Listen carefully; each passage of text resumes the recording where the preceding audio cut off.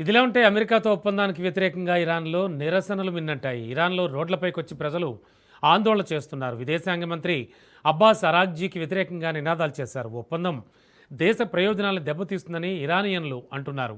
హెర్ముజ్పై టెహ్రాన్కున్న నియంత్రణ హరించి వేస్తోందని వాదిస్తున్నారు. ఒప్పందానికి వ్యతిరేకంగా రోడ్లపైకి వచ్చి వాళ్ళంతా ఆందోళనకు దిగారు.